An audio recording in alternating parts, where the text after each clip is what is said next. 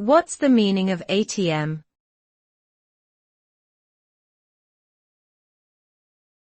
ATM.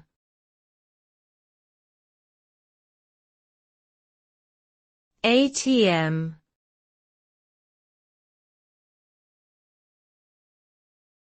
ATM.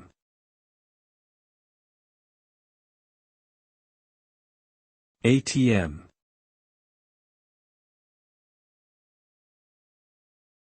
ATM stands for Automated Teller Machine. It is a computerized device that enables customers of financial institutions to perform financial transactions without the need for human interaction. ATMs are primarily used for cash withdrawals, account balance inquiries, and fund transfers between accounts.